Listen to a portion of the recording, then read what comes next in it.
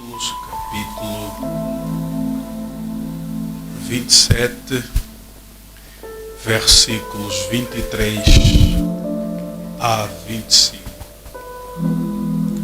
Creio que já se distribui as apostilas.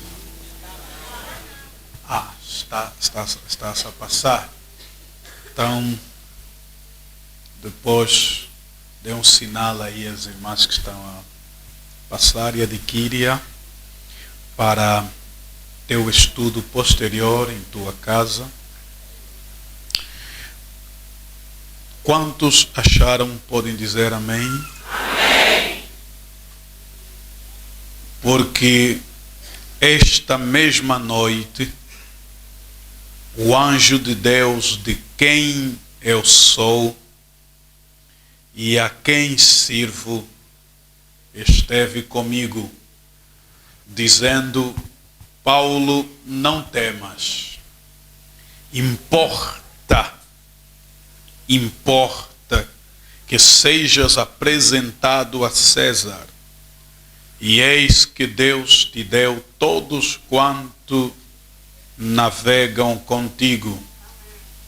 Portanto, ó varões, tende bom ânimo, porque creio em Deus que há de acontecer assim como a mim me foi dito.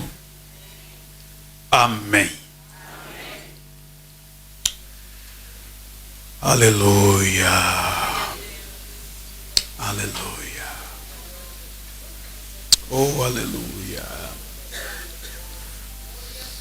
Oh, aleluia. Glórias ao teu nome, Senhor. Senhor Deus, eis-me aqui mais uma vez, neste santo altar, para comunicar tuas verdades, tua palavra, tua vontade.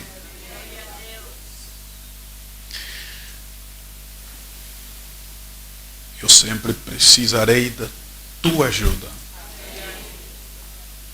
da tua graça, para fazer exposição da tua palavra.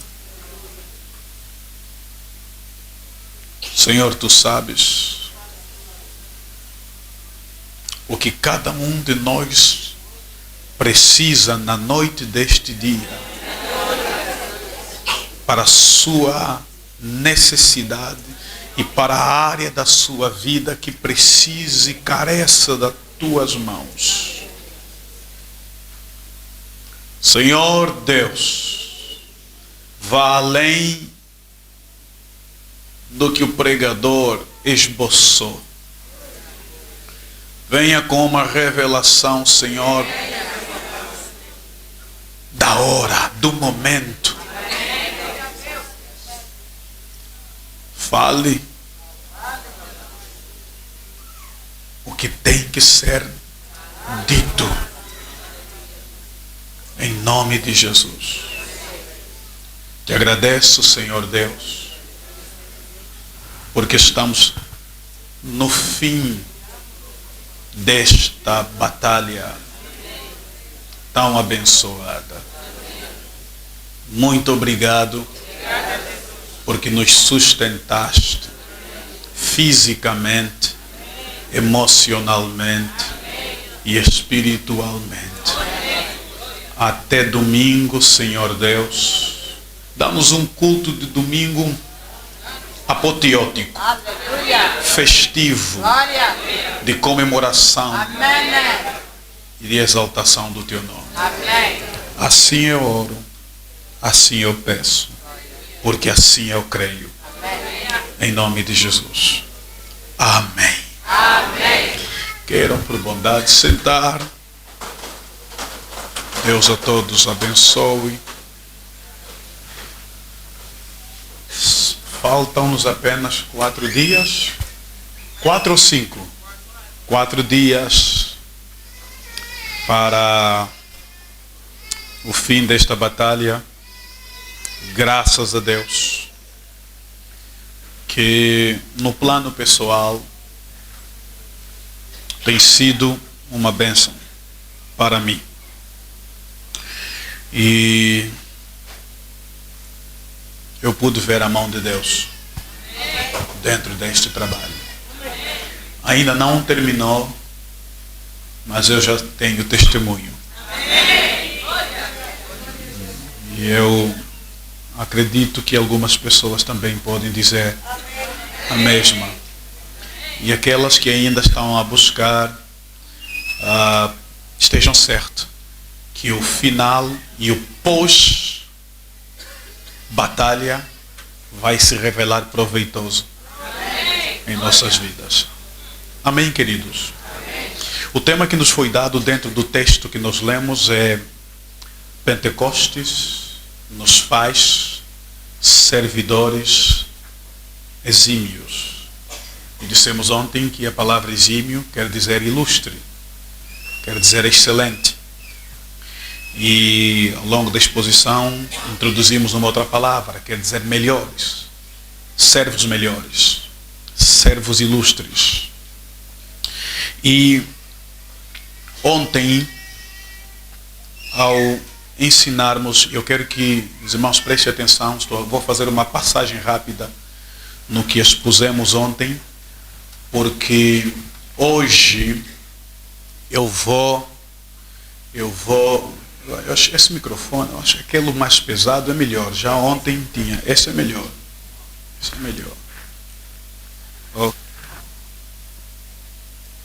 Ok. Ontem eu fiz uma abordagem clara do sentido deste tema. Pentecostes nos faz servidores exímios. Hoje eu venho com uma preocupação de me deter no texto bíblico.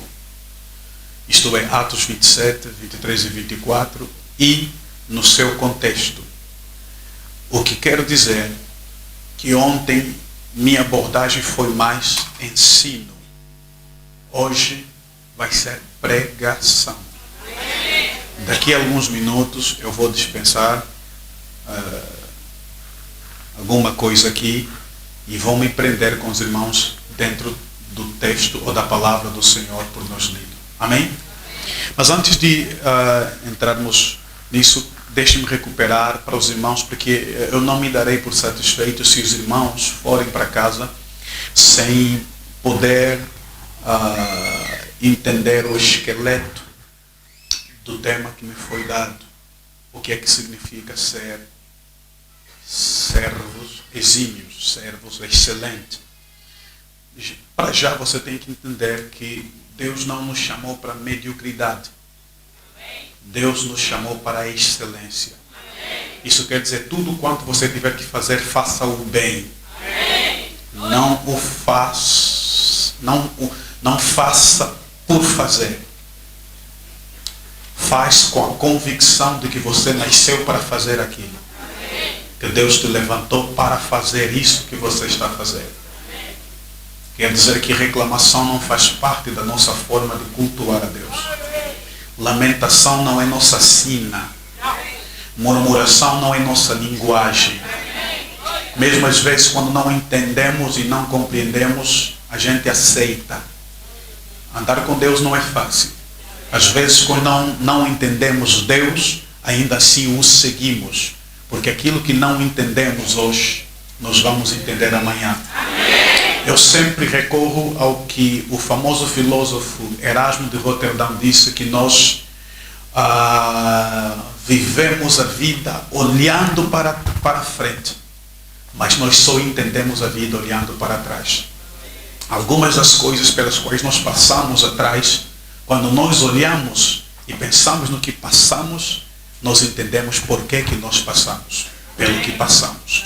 Antes de havermos passado pelo que passamos, eventualmente até nos queixamos, murmuramos, lamentamos, mas nós hoje entendemos as lágrimas do passado.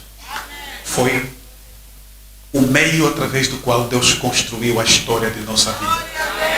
A melhor história de sucesso não é aquela que é feita da noite para o dia. É aquela que é feita de tombos, tropeços, glória a Deus, fraquezas. E quando alguém se coloca em pé para testemunhar onde ele saiu, a derrota do passado não é derrota. Derrota é o presente. A derrota do passado não é derrota. Porque se você está em pé no presente, é porque o passado, a derrota do passado, é simplesmente um roteiro que Deus traçou para você chegar até onde você chegou. E a ideia que eu procurei passar para os irmãos ontem, ao falar de exímios servos e servidores, é de que quando eu estava a estudar este texto, muito em função do contexto destes versículos que nos foi atribuído, eu fugi da tentação de querer olhar para Paulo como o grande talento que ele foi. E sinceramente, eu às vezes tenho dificuldades de pregar Paulo, embora eu ensine muito sobre ele, mas tenho tido dificuldade de pregar Paulo, porque Paulo faz ver a minha fraqueza, me faz sentir pequeno. Quando eu estudo e medito sobre Paulo, eu tenho que fazer revisão de minha vida e do meu ministério. Paulo é extraordinário, o maior teólogo que este mundo já conheceu, sem sombra de dúvida. Então eu poderia olhar para este lado grandioso de Paulo e entender com isso que ele foi um servo de excelência. Só que duas coisas não me permitiram fazer esse tipo de meditação e interpretação. A primeira delas é a expressão que Paulo utiliza para se referir a si mesmo como servo. Sempre que Paulo falasse dele como servo, ele usava um vocábulo grego, e eu disse ontem que a palavra servo no Novo Testamento, quer dizer, nas epístolas e também aqui em Atos dos Apóstolos, a palavra servo, ela tem três conotações, três acepções. A primeira é doulos, que quer dizer escravo. A segunda, diáconos, de onde vem? Os diáconos. E a terceira, leiturgos, que é aquele servo ligado a atividades civis. Escuta, Paulo, quando fala de si mesmo, ele podia pegar diáconos ou leiturgos, que era a palavra que mais se usava para servidores públicos, homens de excelência. Paulo, quando fala de si mesmo como servo, ele resolve utilizar-se da palavra escravo. Então, todas as vezes que ele fala, por exemplo, Romanos 1:1, ou Filemão 1:1, ou Gálatas 1:10, todas as vezes que ele fala, Paulo, servo de Jesus Cristo, segundo mandato, por exemplo, servo de Jesus Cristo, ou servo de Deus, ele está a dizer Paulo, escravo de Jesus, escravo de Deus. Então, ele se apresenta aos gentios para os quais ele foi enviado como um escravo, como alguém que tem um senhor e está a serviço deste senhor. Então, isso, quando eu percebi isso, eu comecei logo a entender que o servo de excelência, um servo exímio, é muito mais do que alguém que exala talentos, alguém que esbanja talento, habilidade, capacidade.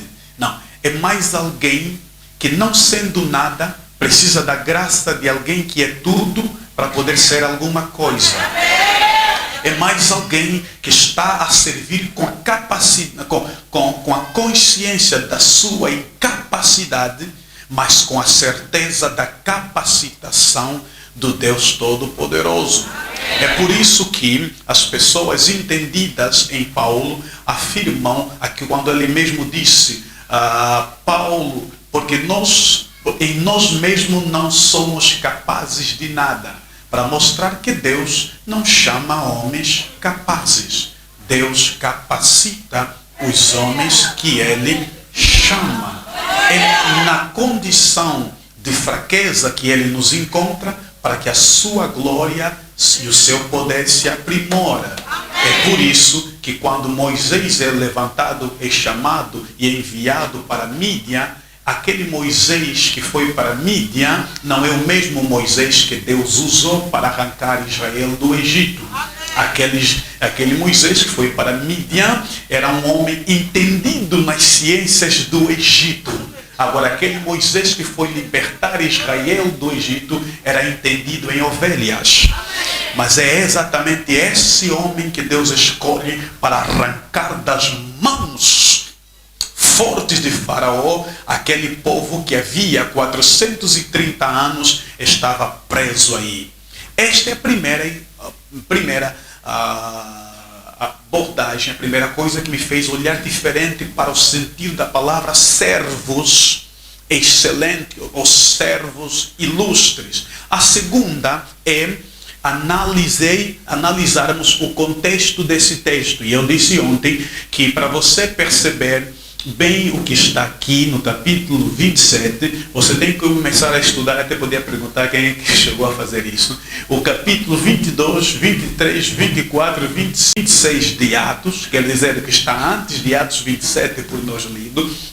É um texto, é um contexto que mostra Paulo sendo perseguido, é Paulo sendo acusado de práticas até que ele mesmo não fizera. Os seus próprios irmãos judeus é que o acusaram de ter provocado uma confusão porque introduziu no Santo Templo Gentio, e isso fez com que ele se revoltasse e o império, os romanos tiveram que pôr as mãos. Então é este Paulo que está sendo perseguidos, que tinha muitos adversários, tanto da sua própria nação, quanto dos romanos, e ele também era romano, por isso é que Saulo é o seu nome judaico e Paulo é o seu nome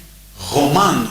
E eu acho que estrategicamente, depois da sua conversão, os irmãos percebem que quando Deus aparece a Saulo, a Paulo, não lhe chama Paulo. Como é que diz?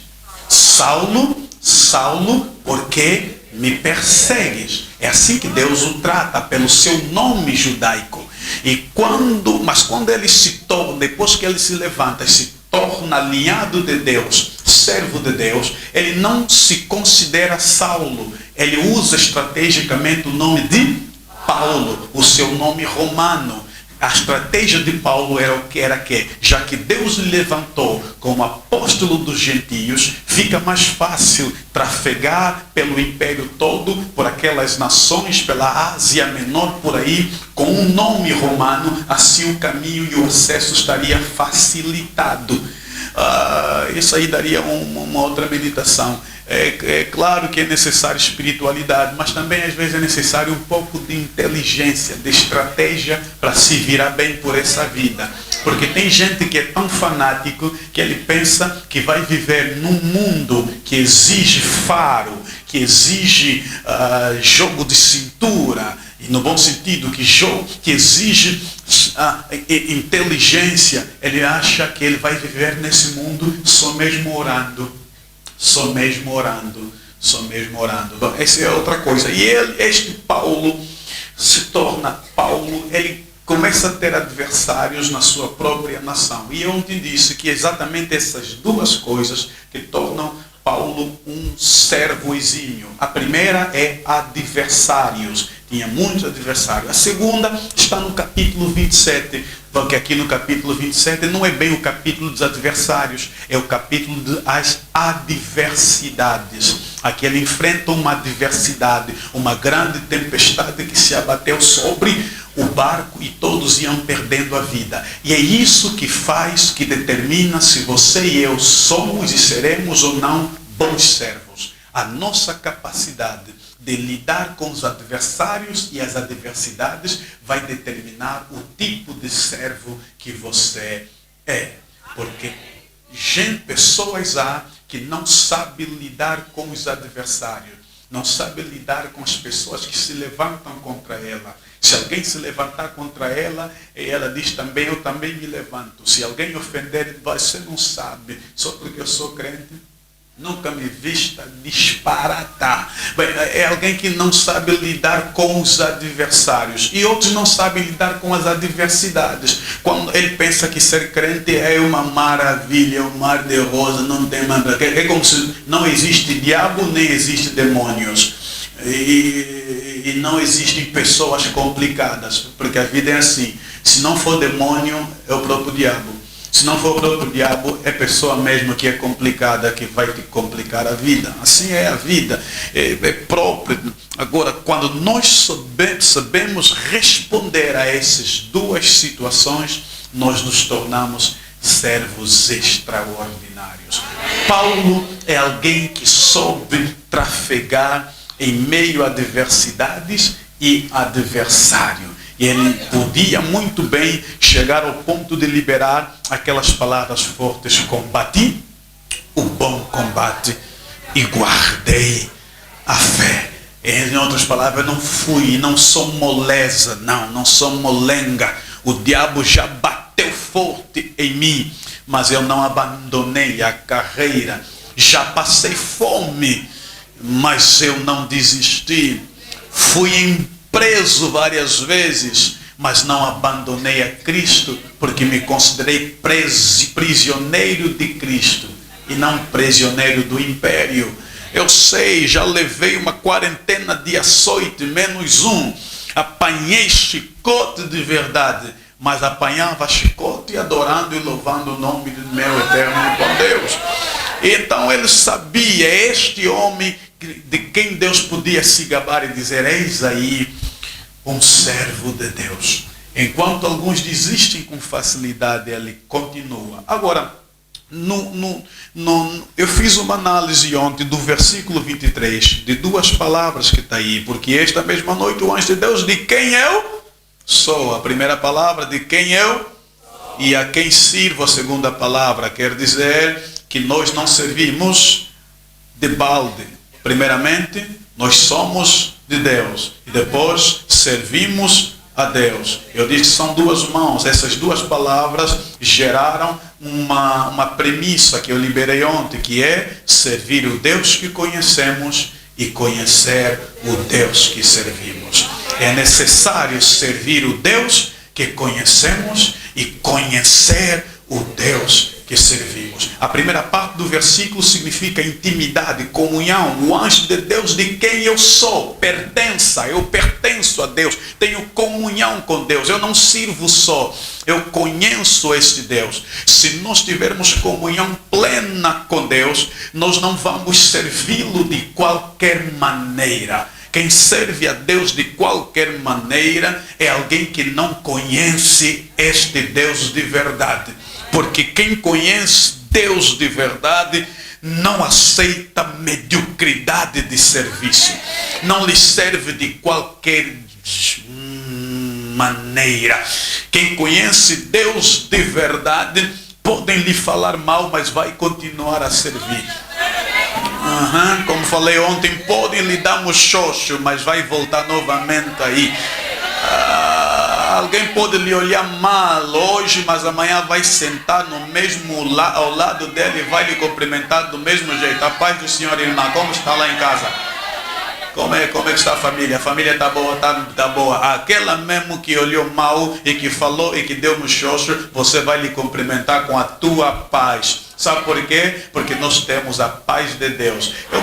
Isso aí é uma coisa à parte. Isso é uma curiosidade da Bíblia, que que Jesus, a paz, não é só obra de Jesus, é obra de Deus. Não é só obra de Deus, é obra também do Espírito Santo. Sabia isso? Quando Deus promoveu a reconciliação em Cristo Jesus, quando Jesus morreu por nós, nós passamos a ter paz com Deus. A palavra-chave é com Deus. Assim que foi promovida a reconciliação e quando o Espírito de Deus entrou em nós, agora nós temos a paz de Deus. A paz de Deus não é obra de Jesus, é obra do Espírito Santo. É o Espírito Santo que dia a dia está contigo. Um problema que era para você se levantar e chatear-se e também dar um soco, você de repente diz, não, tenha calma.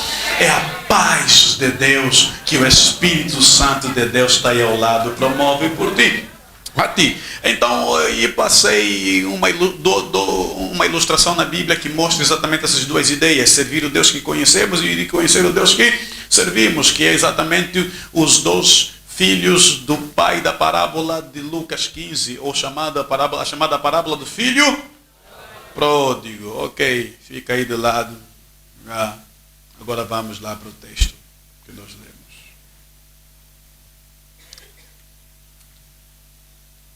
Quem é Paulo? Introdutoriamente falando, eu agora estou a pregar. Quem é Paulo? Paulo, uma visão panorâmica de Paulo, vai nos revelar e nos mostrar que falar de Paulo é falar de alguém que deu corpo doutrinário ao cristianismo. É falar de alguém de quem se deve 70% do que nós hoje temos por Novo Testamento. Paulo, é curioso que nós conhecemos muito mais de Paulo, não essencialmente nas epístolas ou cartas que ele escreveu, mas no livro de Atos escrito por Lucas. Existem 3 fontes essenciais para entendermos Paulo. A primeira são exatamente os seus escritos. A segunda, a tradição. A terceira, essencialmente o livro de Atos. Por que, pregador, tu dizes isso? Porque no livro de Atos está aquilo que se convencionou chamar as 3 viagens missionárias de Paulo. 3 grandes viagens, e não pense os senhores que é viagem como daqui a Portugal para 15 dias, 20 dias. Algumas destas levaram anos. Na primeira viagem, a famosa primeira viagem de Paulo, ele sai de Antioquia, parte de Antioquia, onde então o cristianismo nascente se tornou vigoroso, esplendoroso, crescente. Ele sai na companhia de um cidadão de nome Barnabé, natural de Chipre. Este levou consigo o seu parente, seu primo Marcos. E estrategicamente, aí está mais uma vez a ideia estratégica, eles vão para Chipre. Chipre era a terra de Barnabé. E foram. Nesta viagem, ocorreu um incidente que entristeceu muito o coração de Paulo, é que, quando se chega numa cidade chamada Panfilia, Marcos abandona-os.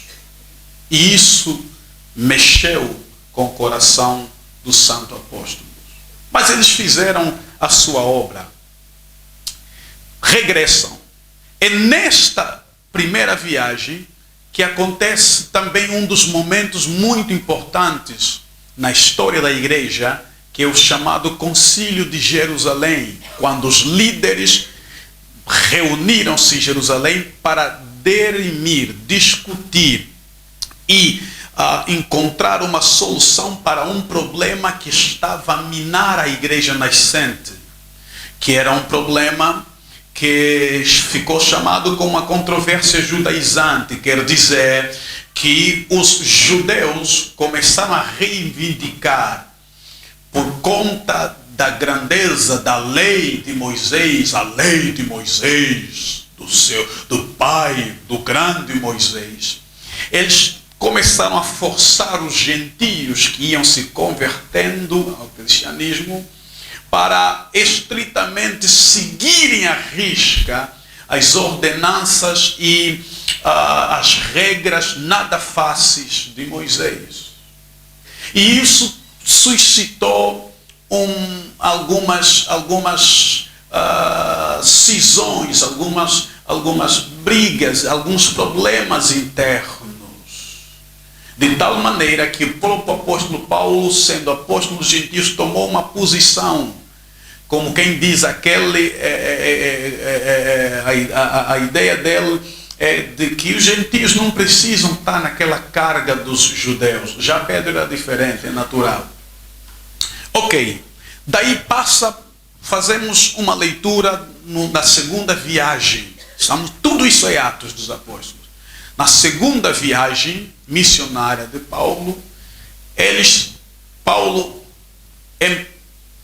toma consigo novamente a Barnabé para irem desta vez para as regiões da Ásia.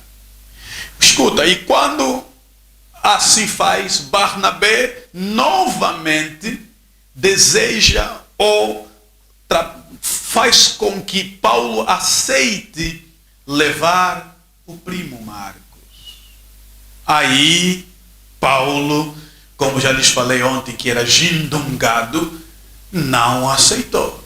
Ele disse: esse é um fraco que já nos deixou na primeira viagem. Agora, novamente, você quer levá-lo? Não, eu não, ele comigo não vai. E a Bíblia deixa claro que a discussão que eles tiveram, queridos, era uma discussão séria, ao ponto de trocarem palavras não muito amistosas. E por fim decidiram que, ok, você quer levá-lo, eu não quero levá-lo. Eu já encontrei alguém para ir para ir comigo. Aí ele escolhe Silas. Já ouviram falar dele? Então, Barnabé pega no seu primo e partem novamente para Chipre, sua terra natal. Paulo, por sua vez, pega a Silas e passa pela Síria, vai por Cilícia, que é sua terra, cuja capital é Tarso, onde ele nasceu, e fica aí um bom tempo. Foi nessa fase, durante esta fase, que ele funda várias igrejas importantes, entre as quais a igreja da Galácia. É aí, nesta viagem, que ele encontra e descobre, esta palavra descobre talvez não seja correta, é nesta segunda viagem que Deus permite-lhe conhecer alguém que seria a chave na sua vida e no seu ministério, um moço chamado Timóteo. E deram testemunho de Timóteo, porque na primeira viagem dele, a mãe e a avó de Timóteo se converteram no ministério de Paulo e deram o testemunho de que este moço ele é extraordinário. Essa aqui dá um bom servo, não podes deixá-lo. E ao sair daí, Paulo leva-lhe, e Timóteo se torna o seu filho mais querido. Depois dá-se lugar à terceira viagem missionária, uma das mais, isso aí dá um estudo à parte, a terceira viagem missionária. É interessante que a cada viagem entrava sempre alguém no ministério e na vida de Paulo. Isso é lindo. A primeira Barnabé, Marcos. Deixa eu fazer uma correção aqui para não pensarem que Paulo se tornou inimigo de Marcos. Mais tarde, graças a Deus, irmão, é assim mesmo. Mais tarde, Marcos e Paulo se reconciliaram e a bênção foi grande, graças a Deus. Na terceira viagem, depois da terceira viagem, é no exercício da terceira viagem que se intensifica uma perseguição acérrima contra Paulo. E é no exercício do seu ministério na terceira viagem que Paulo começa a se revelar um verdadeiro, um exímio, um excelente servo de Deus. Aí acontece a quarta viagem e última viagem de Paulo, não mais viagem missionária. Porque as viagens missionárias, a primeira, a segunda, a terceira viagem missionária eram estratégicas, eram planejadas, ele fez intencionalmente, e algumas delas o Senhor. A quarta viagem era para Roma, não era uma viagem que Paulo fez, é uma viagem que obrigaram Paulo a fazer. Porque aí Paulo vai não como missionário, mas como um dos presos que estavam sendo levados para ser ouvido lá em Roma, no tribunal perante o imperador, e que os estudiosos dizem ser Nero. Os irmãos estão a perceber? Percebam bem.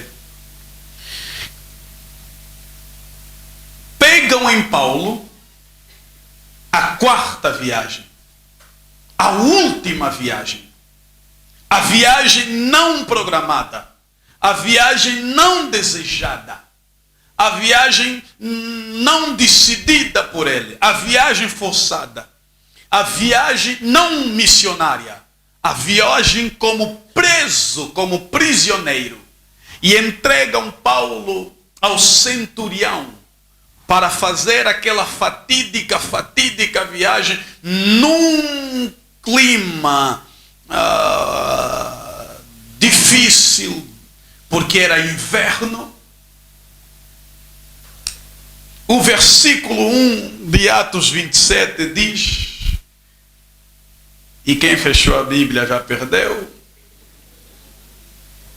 O versículo 1 diz, como se determinou que havíamos de navegar para a Itália, entregaram Paulo e alguns outros presos a um centurião por nome Júlio, da corte Augusta.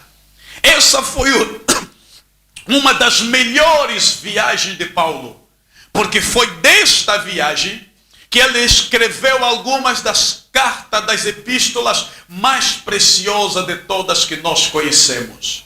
Por quê? Porque a palavra-chave desta viagem, falei ontem, está aqui no versículo 24, dizendo Paulo, é o anjo dizendo, Paulo, não temas, importa que sejas apresentado a César, importa, o anjo falando em nome de Deus, porque anjo não fala em nome próprio, e por isso que anjo não pode ser adorado.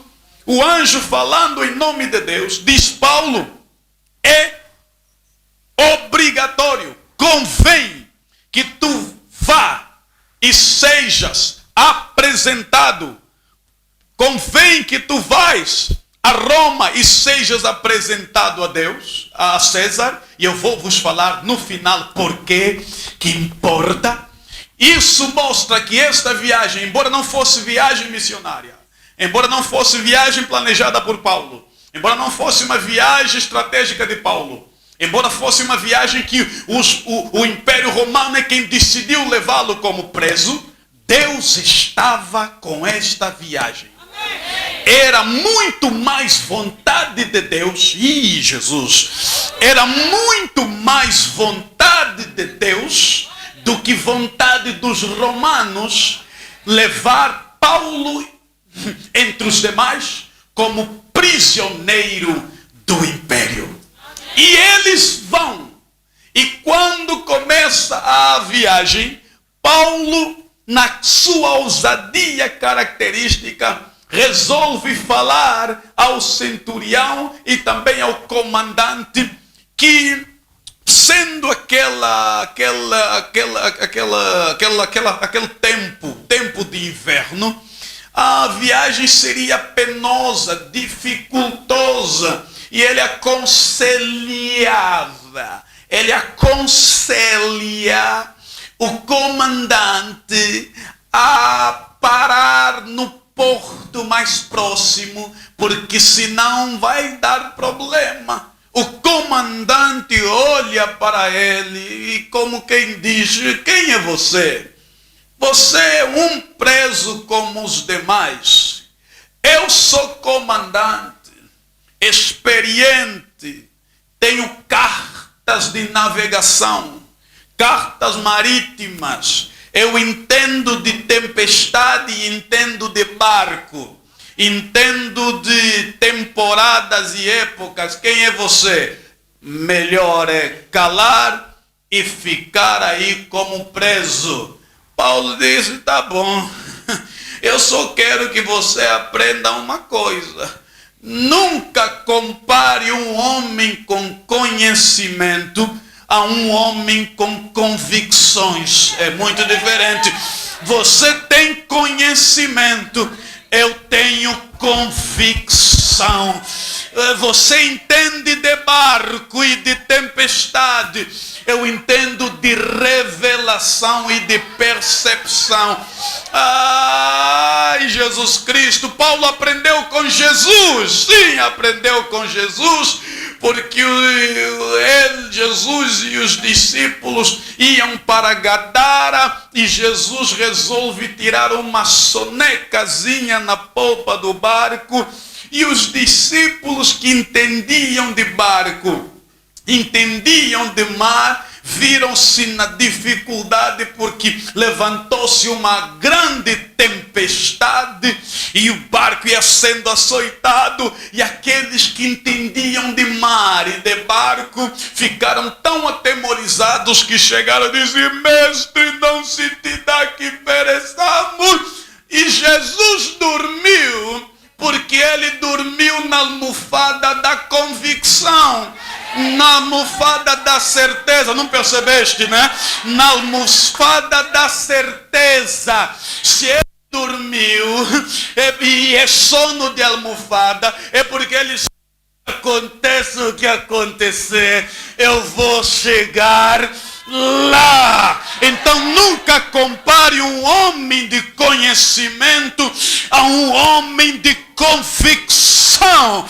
E à medida que nós nos tornamos crentes e temos comunhão com Deus, há coisas que nós sabemos, não é porque estudamos. Há coisas que nós sabemos, é porque o Espírito de Deus nos dá convicção. É uma certeza. Quem que te falou? Não sei, ninguém me falou. Só sei que sei. Meu Jesus, só sei que vai acontecer. Mas como é que você diz isso? Como é que você define? Não, é que eu sou homem de convicção. E o homem de convicção arranja almofada para dormir, mesmo no meio ao barco a ser açoitado. E os homens que tinham conhecimento entraram em pânico. Aí Jesus levanta e olha para ele: homens de pouca fé, por que temestes? Eu quero vos mostrar uma coisa. Vocês entendem de mar, vocês entendem de barco, mas não entendem de autoridade. Agora eu é que entendo de autoridade. Mar! Vendo? Aleluia! Então esse era o dilema, é que Paulo era homem de convicção, mas o comandante do barco, ele era homem de conhecimento. Aí ele aprendeu que não podemos comparar um homem com conhecimento a um homem de convicção. E já que estou a falar isso, entre parênteses, seja uma mulher de convicção. Amém. Seja um homem de certeza. Saiba. Mas como é que você vai saber? Não sei. Eu sei que você tem que saber. Saiba, tenha certeza. Tenha certeza do que o teu Deus é capaz. Tenha convicção clara de que a porta vai se abrir. Mas como é que você não sei? Eu só sei que a porta não é coisa de saber. É coisa de crer, é coisa de convicção. Ah, mas você é bruxo ou quê? Talvez eu seja. Porque eu tenho uma certeza que ninguém consegue me livrar dessa certeza. Quando começou esse ano, eu disse que esse ano é meu ano. Esse ano é ano de Deus fazer. Mas eu só sei que sabia. Aleluia. Sabia. Essa viagem é uma viagem de homens de convicção. Viagem de homens de convicção. Agora, coisa interessante. Primeira lição que eu quero deixar com os irmãos. Rapidinho. Se os irmãos olharem bem para o versículo 1. Diz assim, quando terminou que havíamos de navegar para a Itália. O que é que vem a seguir? Eu não estou a pedir os de frente, a igreja. O que é que vem a seguir? Entregaram Paulo e alguns presos a um centurião por nome Júlio, da corte Augusta. Agora olha só o que diz o versículo 24. Dizendo, Paulo, não temas, importa que sejas apresentado a César, eis que Deus te deu. Espera aí. O versículo 1 diz que entregaram Paulo nas mãos de Júlio. Mas o versículo 24 diz que Deus entregou Júlio na mão de Paulo. Quem está na mão de quem? Quem está na mão de quem? Eu vou lhes explicar. Quem está nas mãos de quem? E vou deixar isso de lado. Talvez a primeira, que seria a segunda, vai ser a primeira. O que você tem que perceber é que quando a viagem começou, o barco começou a navegar em mares, em águas calmas, entregaram Paulo nas mãos do centurião. Quando o mar se revoltou e o barco ia sendo açoitado, Deus entregou todos nas mãos de Paulo. Alguém ainda não entendeu? Então eu vou dizer assim, o que Deus me ensinou aqui é que no barco em navegação eu sou prisioneiro, mas no barco em tempestade eu sou profeta, tá entendendo? É isso que eu quero que você perceba. Quando o barco está em navegação, você está na mão dos homens. Deixa só surgir o problema para saber quem é que está na mão de quem. Não, você não entendeu. Na tua família ninguém olha para você e ninguém liga. É porque não surgiu ainda problema. Deixa só surgir problema para ver quem é que vai orar. Quem é que Deus vai ouvir? E eu quero dizer uma coisa, profeta de Deus, você está no barco em tempestade, não se intimida. É porque Deus está dizendo, você agora tem que ser profeta. Se surgiu problema, é para ser profeta. Se levantaram algo na família, é para ser profeta. Não se intimida, não se assusta, não se acovarde. Bata no peito e diz, ninguém vai morrer. Ninguém vai morrer. Diga, ninguém vai morrer. Aleluia. Aleluia. É hora de começar a profetizar alguma coisa para a tua família. Porque não é porque você é louco. É porque você é profeta.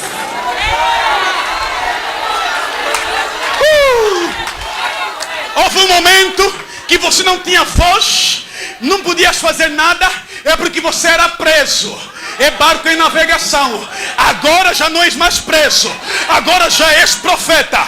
Agora já és profetisa. Pode bater nas mãos. Pode sacudir a cabeça. Pode dizer, não vai. Minha filha não morre. Meu filho não morre. Meu irmão não morre. Não, mas ele bebe demais. Ele bebe demais. Mas ele não vai morrer na bebedeira. O barco está em tempestade e você está a ser profeta.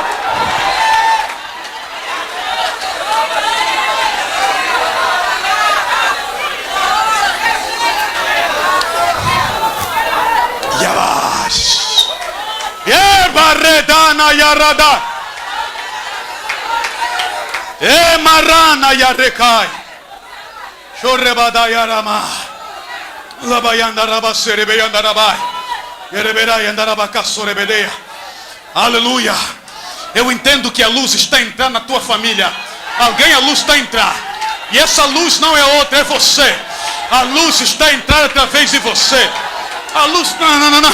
Só você é que não foge de 50 dias de jejum. Os outros estão a comer e a beber. Mas você disse, nessa batalha eu vou entrar. É porque Deus disse assim, você é Paulo no barco em tempestade. Você é profeta da família. E é hora de profetizar. Eu vou dar um segundo para alguém profetizar alguma coisa, sei lá, você na tua família, você no serviço, pode ser até na igreja, profetize alguma coisa.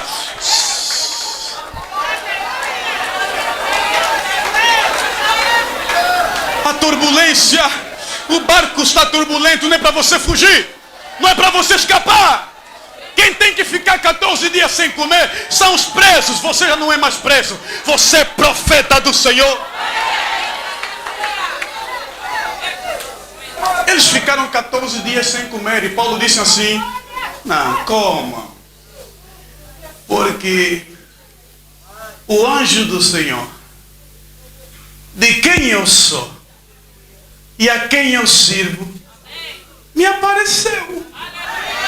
E sabe quando é que ele apareceu? No meio da tempestade. Por que não apareceu antes?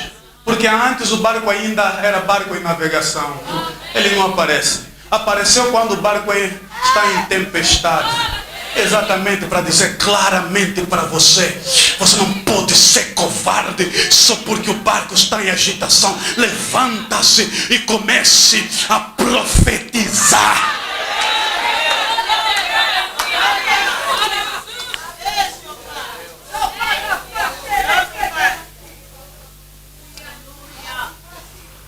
Profetiza. Profetiza. Profetiza. Profetiza. Eu estou a recuperar. Escute bem essa palavra, recuperar. Não, como é minha, não é para você repetir, só para você escutar. Eu estou a recuperar alguns anos que se perderam no meu ministério. Escute bem, vou falar em alto e bom som.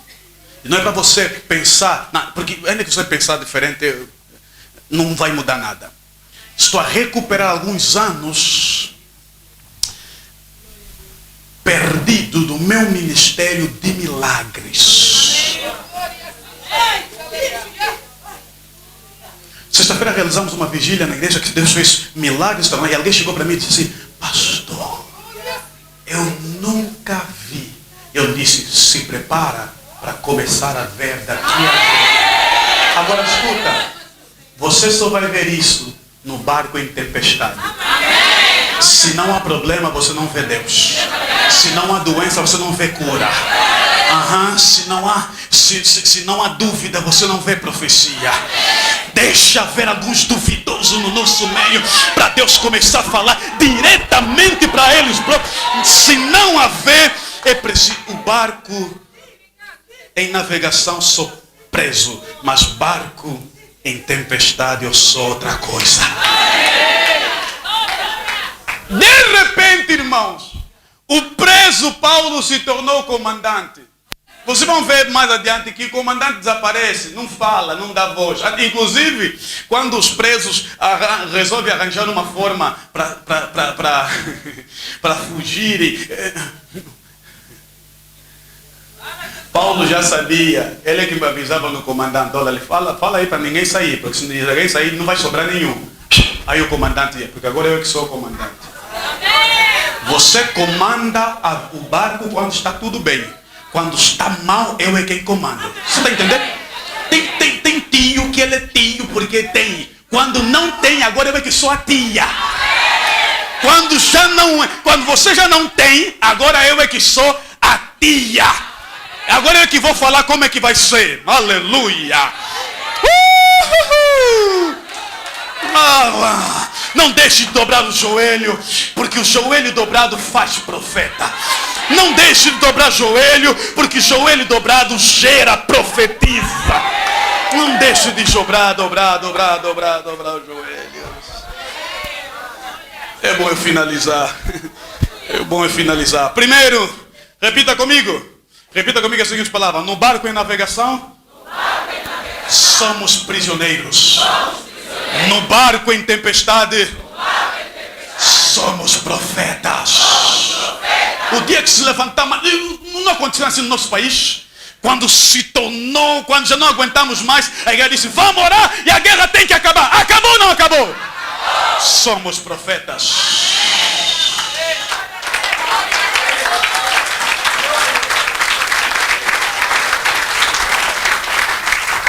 Há um pastor amigo que contou-me domingo, ainda que passou por umas situações meio difíceis na igreja dele, na sede dele. Um problema sério, ao ponto de, inclusive, criar-se grupinhos para orarem contra ele, para ele morrer. Porque existe, o poder dá alguns até mesmo não sendo direto, mas são insinuados. Às vezes eu, Jorge Batista, se eu dizer assim, essa senhora aqui está me fazendo mal, Deus que tenha misericórdia dele, porque se eu orar, vai ver o que vai acontecer. Aquela que não tem estrutura, aqueles 2 ou 3 que andam comigo, eles vão ser como os discípulos em Samaria. Jesus manda só para mandar fogo para queimar todos eles. Isso é próprio. E ele estava contando que ele não sabia. Quando o problema acabou, desapareceu. Um dia ele foi pregar numa dessas dos centros, e quando ele acabou de pregar, uma senhora veio e disse, pastor, a chorar. Eu já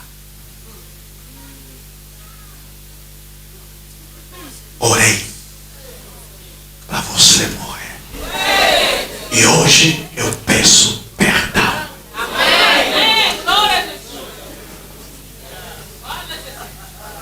E ele disse, pastor, que Deus lhe tinha dito. É curioso que às vezes Deus fala conosco, pai, e nós ficamos assim, mas é Deus ou não? Então Deus, como é bom, fala na mulher. Deus tinha lhe dito em sonho que ele tinha que ter cuidado, porque estavam falando já envenená-la. Ele guardou aquilo, mas não é Deus. Numa das noites a mulher se levantou, a mesma coisa que Deus lhe disse, a mulher lhe disse, você tenha cuidado, porque estão planejando te envenenar. Mas vocês entenderam mesmo? Alguém disse aleluia. Vocês entenderam? Viram como é que a profecia veio? A profecia só veio quando houve.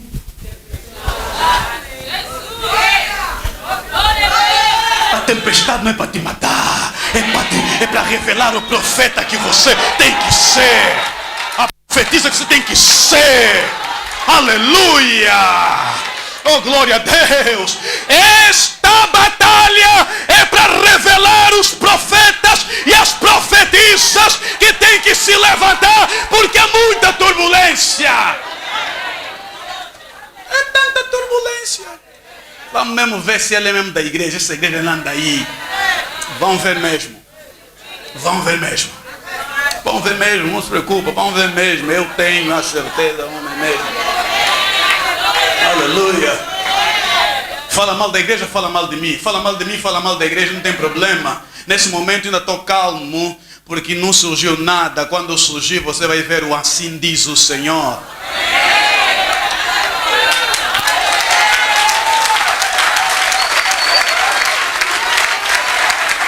Mais uma vez, número 1.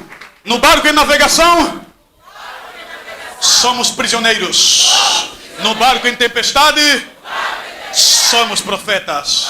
Número 2. No barco em navegação. Não, repita comigo. No barco em navegação, estamos nas mãos dos homens. No barco em tempestade, Deus me entregará todos os homens. Deus vai nos entregar todos os homens. Aleluia. Aqueles que pensavam que somos a mesma coisa que eles, Deus vai nos entregar nas nossas mãos. A última coisa que me agrada, a última coisa que é a razão por que eu falei aos irmãos, a razão por que Deus diz aqui no versículo 24, dizendo Paulo, não temas, importa que sejas apresentado a César, importa. Deus disse, você tem que ir. Tens que ir. Por quê? É minha pergunta. E Deus me respondeu no capítulo 28, não neste capítulo. No capítulo 28, no primeiro versículo 1, 2, 3, 4, 5. Mas vamos assim, rapidinho. Preste atenção aqui, irmã, preste atenção. Preste atenção mesmo.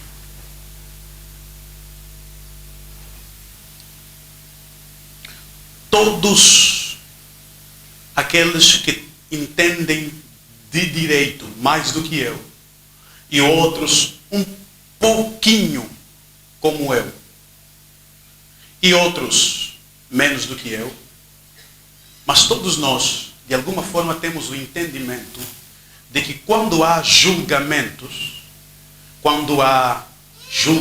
em tribunais, às vezes, quando um problema ultrapassa o fórum inicial,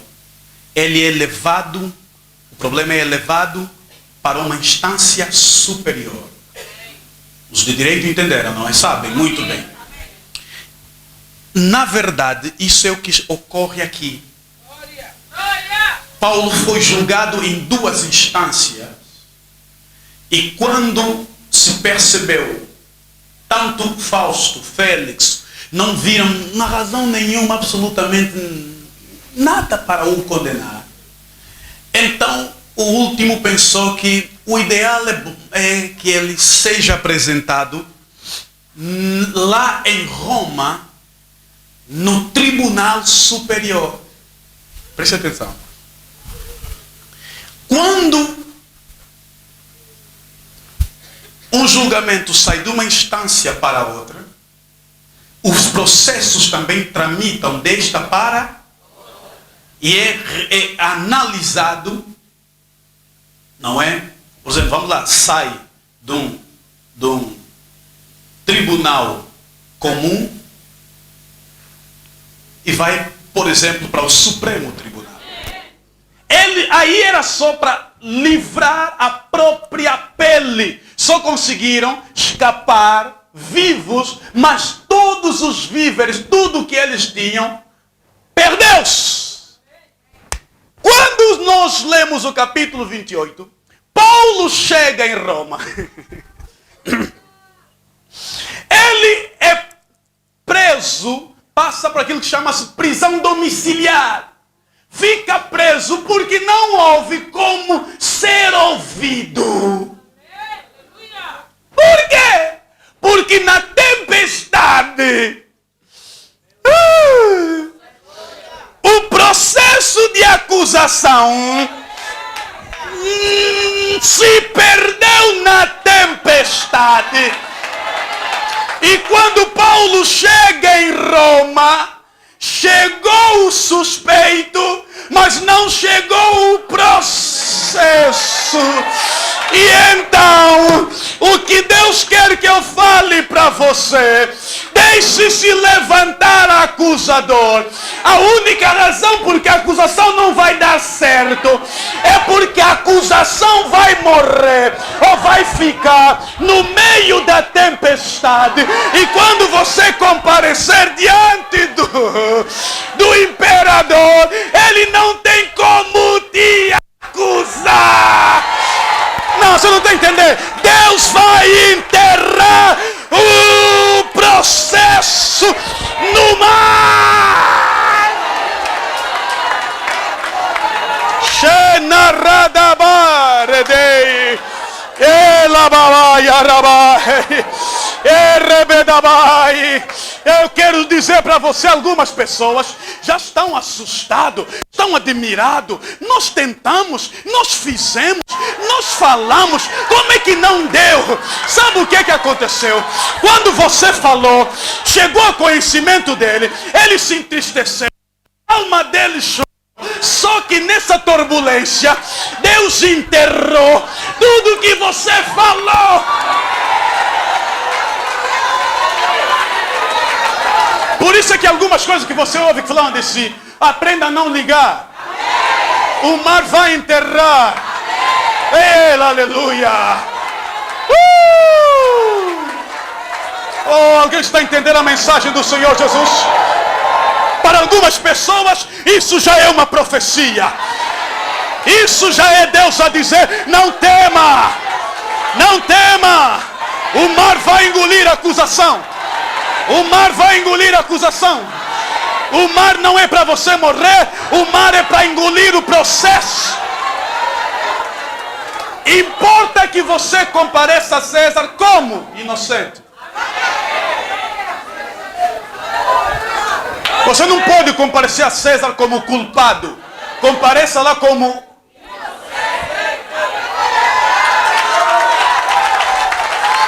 Não, me responde mesmo uma coisa. Você fez o que está falando que você fez? Você falou o que você está falando que você falou? Você é aquilo que está dizendo que você é? Então tem que comparecer.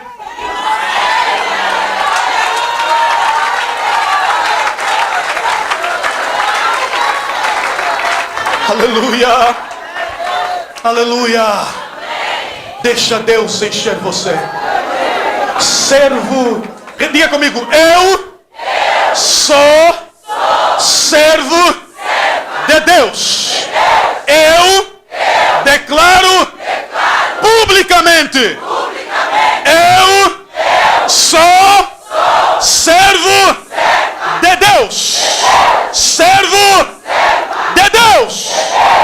E se você é servo de Deus, Deus está dizendo assim: eu vou cuidar da tua viagem. Importa que você compareça inocente como você é. Levanta tuas mãos no ar como a minha.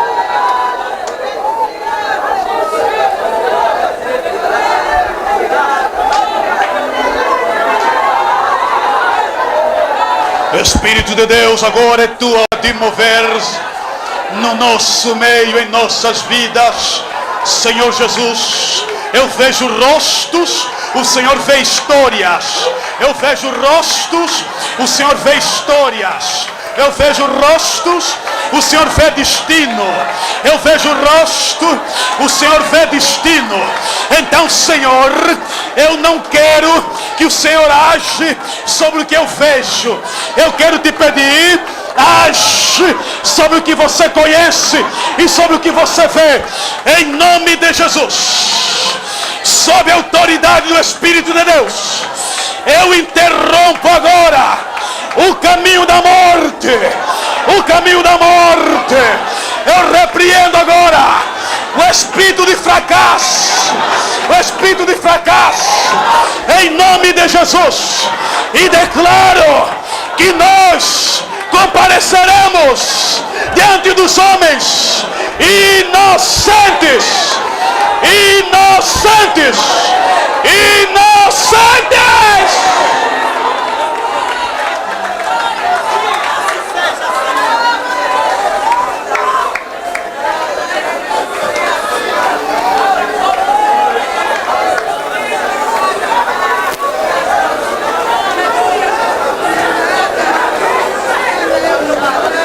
Para terminar, diga comigo: no bar, na vida e no barco em navegação, eu posso ser prisioneiro, mas no barco em turbulência, eu terei uma profecia. Eu sou profeta. E em nome de Jesus, eu profetizo. Eu profetizo. Eu vou chegar no outro lado. Em nome de Jesus.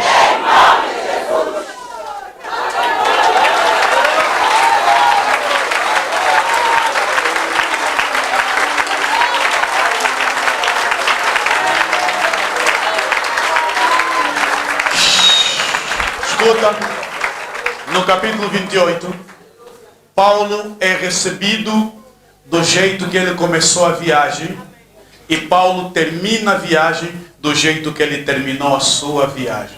Vou repetir. Quando ele chega em Malta, os cidadãos, os indígenas daquela região receberam-lhes amistosamente e colocaram fogo para que se aquecer. E entre as lenhas tinha uma víbora que picou a Paulo. Quando eles deram conta disso, disseram: certamente esse homem é assassino.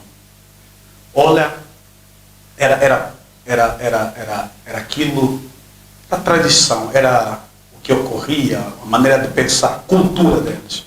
Porque se esse indivíduo conseguiu escapar vivo de uma tempestade dessa, para ser picado por uma serpente venenosa e mortal, é porque ele estava destinado a morrer e não a viver.